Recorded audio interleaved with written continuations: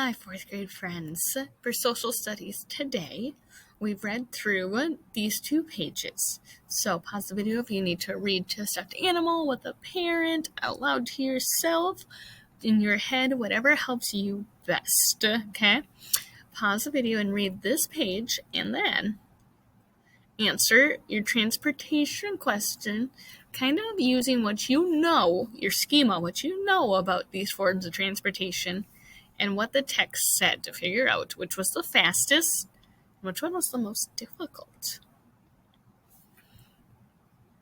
All right, so we found out that from our reading that railroads were the fastest.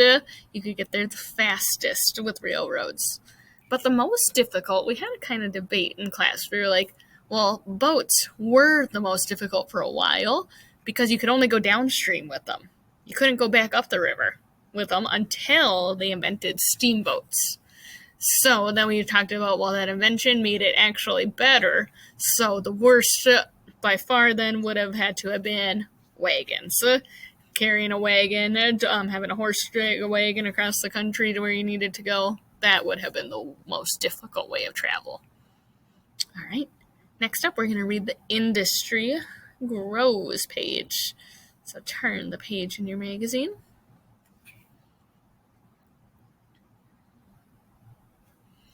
All right, and we did the same thing here. We read through the different parts, and then we talked about our 2 questions using our article to help us find the answers.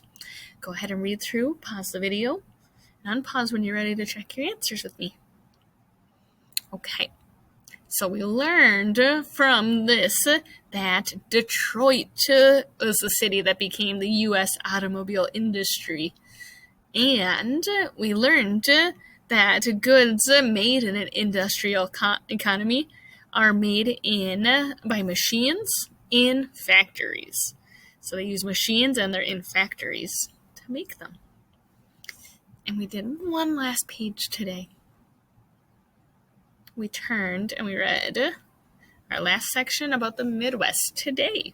What kind of jobs people have today, what kind of routines, what events that we celebrate, popular cities today. So go ahead and read through the Midwest today and try and answer your questions on your worksheet. And unpause the video when you're ready to check your answers with Mrs. Wells. All right. We know that immigrants came to the Midwest because they were promised factory jobs. They were promised to work in these factories and to have jobs. And then we know that today a lot of people work in service industries where they do things for other people.